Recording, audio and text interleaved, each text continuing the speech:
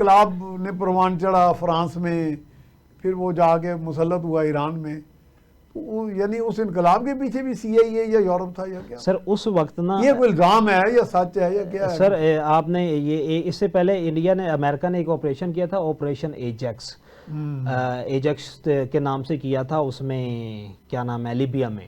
اور اب یہ جو انقلاب آپ امام خمینی کو دیکھیں کہ اس وقت 63 سال کی عمر تھی ان کی جب یہ 79 میں انقلاب آیا. اس وقت اس میں کوئی شک نہیں تھا، پہلے فرانس میں تھے، پہلے فرانس میں قیام پذیر تھے، پھر ادھر سے وہ اس کی ریزن یہ تھی کہ جب یہاں پہ اس کو سپورٹ کر رہا تھا، اس کو سی آئی اے بالکل سپورٹ کر رہا تھا، کیونکہ جو تھا کیا نام ہے آپ کا اس وقت جو بادشاہت تھی اس نے آنکھیں دکھانا شروع کر دی تھی امریکہ کو. اور امریکہ کو جب آنکھیں دکھانا شروع کی تھی تو اس وقت امریکہ نے لگتا تھا امریکہ کو، کیونکہ اس وقت شیعہ کمیونٹی جو تھی عراق میں وہ پس رہی تھی، ایران میں جو ہے شیعہ کمیونٹی جو تھی وہ پس رہی تھی، اور انہوں نے کہا مطلب کہ اس کمیونٹی میں جذبات ابھارے گئے، جذبات بالکل ابھارے گئے تھے. سر انقلاب دیکھیں نا، خونی انقلاب جہاں پہ بھی آتا ہے، اس کا مطلب کوئی نیچے پورا باقاعدہ ہوم ورک کیا گیا، ہوم ورک سر، کام کیا گیا. تختے جب بھی الٹے جاتے ہیں، پورا سسٹم جب بھی نکالا جاتا ہے تو ایک لمبے عرصے کا ہوم ورک ہوتا ہے، ایک لانگ ٹرم کی سٹڈی ہوتی ہے، ایک ایڈمنسٹریشن ہوتی ہے. اور جب تک دیکھیں نا، جب تک اس کو ایکسٹرنل فورسز سپورٹ نہیں کرتی پوسیبل نہیں ہوتا. ایک چھوٹا سا طبقہ تھا سر اس وقت امام خمینی اور اس کے ساتھ جو لوگ تھے، اب میکسیمم لوگ کہتے ہیں 40-42 اقلیت میں تھے سر، جو فورس تھی نا ان کی 40 سے 42 ہزار کی ایکٹیو فورس تھی جس کو وہ ساتھ لے کے آئے تھے، اور جب ان کا جہاز جو ہے وہ لینڈ کیا تھا اس وقت یہ تھی. اور پھر انہوں نے دیکھیں کہ سپورٹ کیا گیا، اور یو ایس اگر جب سپورٹ کر رہا ہوتا ہے تو پھر ظاہری بات ہے وہ کامیاب ہو جاتا ہے. لیکن عراق کی وار کے بعد اور پھر افغانستان کے جب یہاں پہ افغانستان پہ رشیا آیا اس کو بھی سپورٹ کر، اس کے بعد پھر آہستہ آہستہ جب اسلامی فقہ جو ہے وہاں پہ اور اسلامی جو ہے وہ ول جو ہے وہ امپوز کرنے شروع کی گئی، تو اس وقت یو ایس کے اور پھر اس کے جو ہیں وہ تعلقات جو ہیں وہ بگڑنا شروع ہوئے. تو انقلاب کہیں پہ بھی جہاں پہ بھی آپ لوگ آپ کے پاس افغانستان میں آیا تھا، طالبان کی حکومت بنی تھی، نہیں سپورٹ کر رہا تھا یو ایس، کر رہا تھا سپورٹ، آپ رشیا نہیں سپورٹ کر رہا تھا، رشیا سپورٹ کر رہا تھا اس میں. تو یہ انقلاب جو یہ تو جہاں پہ بھی آتا ہے. میں نے تو بلکہ آپ یہ کہہ رہے ہیں، میں نے چین کے ایک بہت بڑے اعلیٰ عہدیدار سے جو میرے بڑے دوست ہیں آج کل بھی تعینات ہیں، ٹھیک ہے، تو میں انہیں اکثر ملتے ہیں ہم، تو میں نے کہا جی وہ بشام میں آپ کے لوگوں کو انہوں نے مارا، اور وہ طالبان سپانسرڈ لوگ تھے سارے، ایسا ہی ہے، وہ جا کے افغانستان میں چھپ گئے.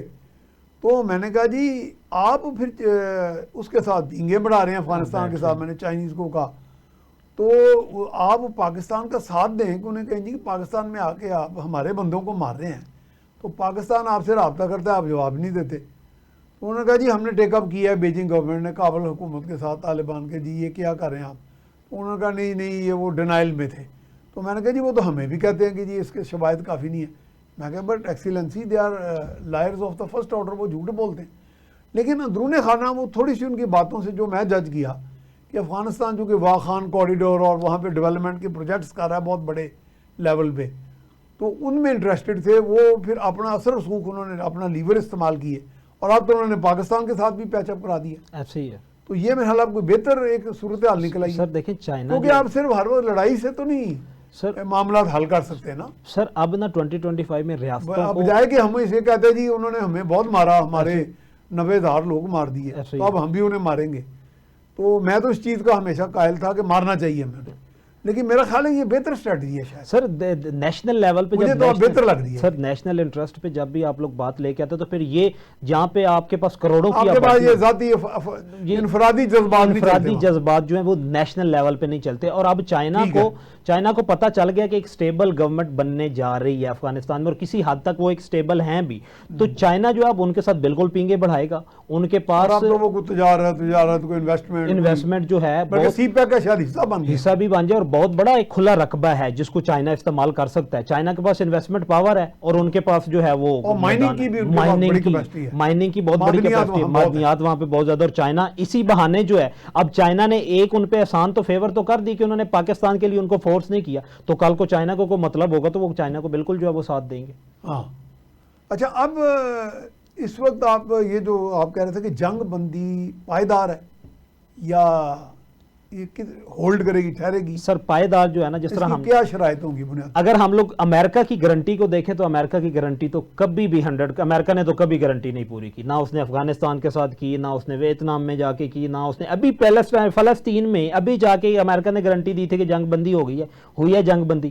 یہ جنگ بندی مجبوری وہ, ہاں مجھے آپ نے یاد, وہ تو جنگ بندی کچھ دنوں کے لیے ہوئی تھی شاید, سر اس کا بنا کیا سر ختم. ویسے تو رانا صاحب میں اسے جنگ تو مانتا ہی نہیں نا, جنگ تو ہوتا ہے وہ تو اگریشن ہے, وہ تو اگریشن ہے. دیکھو نا, ایک اتنا طاقتور ملک ہے, ایک مسکین مساکین سے لوگ ہیں بیچارے, ایسے ہی ہے, لوٹے پوٹے سے, ایسے ہی ہے سر. ان میں کیا جنگ ہوئی؟ جنگ تو چلو ہو گیا جی, پاکستان بھارت جنگ ہے, چلو پاکستان لیول کے ہیں, اگر 6-7 گنا کم بھی ہے تو, لیکن ایک ملک تو ہے نا پورا فل فلیج. بالکل, ایران بھی ایک پاورفل ملک ہے اچھا خاصا. یہ تو چلو ملکوں میں جنگ ہوگی, ایک حماس اور اسرائیل میں کیا جنگ ہوگی؟ سر دیکھیں نا, وہ تو بیچارے اپنی اسٹرگل کی اسٹرگل کر رہے تھے, وہ تو انٹرنلی اپنی انڈیپینڈنس کی, اب وہ تو انڈیپینڈنس کے لیے ہوم ورک کر رہے تھے, وہ اسٹرگل کر رہے تھے, اور وہ جنگ نہیں, اسرائیل کا جنگاری نہیں رہتا, وہ تو جنگاری نہیں رہتے, وہ اسرائیل کا اگریشن تھا. اب اسرائیل کو سمجھ آ گیا تھا, اسرائیل کو یہ سمجھ آ گیا, اب یہ ارادہ نہیں ہے ان کا اس کو لمبے عرصے تک اس کو سیز فائر کا, لیکن مجبوری میں کرنا پڑے گا.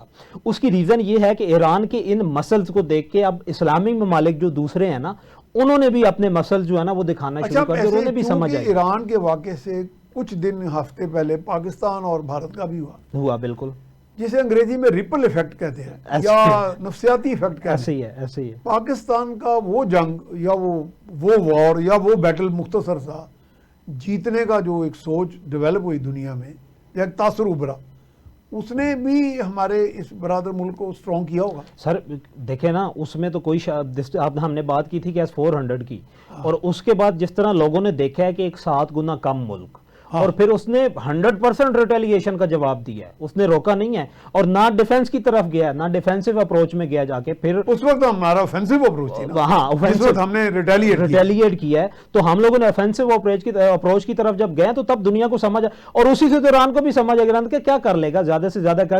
اور ایران کے ساتھ سب سے یہ کھونے کے لیے کس کے پاس کیا کچھ ہے؟ ایران کے پاس کھونے کے لیے بہت کچھ تھا, اسرائیل کے پاس کھونے کے لیے کچھ نہیں تھا. یہاں پہ بات یہ تھی کہ کون کتنا نقصان برداشت کر سکتا ہے. یہ جنگ جیتی گئی ہے, کس کے پاس نقصان برداشت کرنے کی پاور ہے؟ ایران کے پاس نقصان برداشت کرنے کی طاقت, ہمت زیادہ تھی, ان کے پاس پاپولیشن زیادہ. مسائل, ایک ملک کی آبادی, ایک جغرافیہ اور ایک جذبہ, اور بڑی جذباتی قوم ہے. سب جذباتی بھی ہے اس میں, آپ یہ کہہ لیں کہ مسلم جو جذباتی لوگ ہیں یا جذبہ ایمانی سے سرشار ہیں, بالکل, وہ تو لوز کرنے سے گھبراتے ہی نہیں. سر بڑا لاس تو جان کا ہے نا, جان کا ہے. بالکل, جب جان کے لاس پہ بھی آپ کے اندر ایک شہادت کا ایک تصور موجود ہے, تو پھر تو میرا بہت مشکل ہو جاتا ہے ایسی قوم کو پچھاڑنا یا اس کو.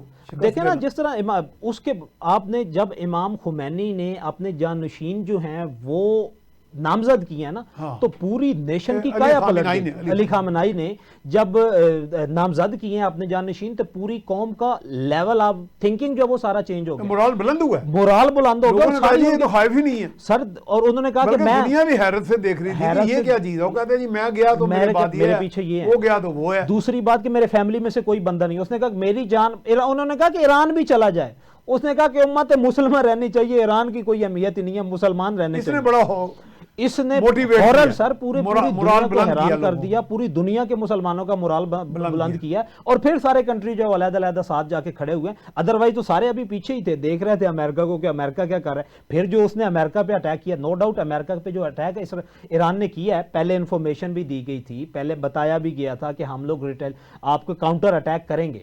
اب جو امریکہ نے اٹیک کیا تھا, امریکہ کا اٹیک بھی لوگ یہ کہتے ہیں کہ بنکر بسٹر تو لے کے آئے ہیں. ڈونلڈ ٹرمپ نے اپنا وہ احسان اتارا ہے اسرائیل سے جو کو الیکشن میں سپورٹ کیا گیا تھا. نہیں تو آپ کے خیال میں وہ جیلی بمب تھا؟ نہیں میں بتاتا ہوں سر, نہیں بمب نہیں جیلی تھا. دیکھیں اس میں یہ تھا کہ آپ میں نے پنجابی میں بمب کہہ دیا, ویسے تو بمب ہوتا ہے. جس ڈسٹرکشن کا یا جس تباہی کی ایکسپیکٹیشن اسرائیل کر رہا تھا نا, وہ تو نہیں ہوئی. اور امام جو ہے علی خامنائی صاحب نے دوسرے سامنے آ کے ٹویٹر پہ کہہ دیا, انہوں نے کہا ہمیں تو وہی کچھ نہیں ہے.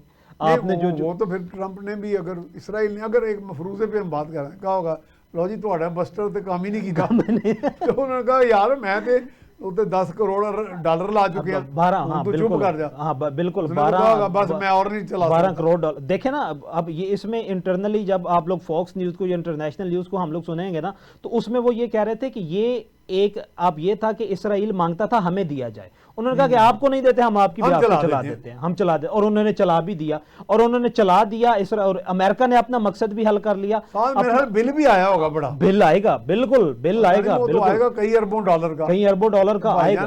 جہاز ہے تو اڈیا اننے پیسے سر فیولنگ دیکھ لیں آپ، اننے بم جڑا ہے خرچ ہوئے، امریکہ نے ڈونلڈ ٹرمپ نے خود کہا ہوگا کتنے کا یہ بم جو ہے سر، یہ تو یہ بھی کئی میرے خیال میں 12 بلین ڈالرز کا ایک وہ کہہ رہے تھے جو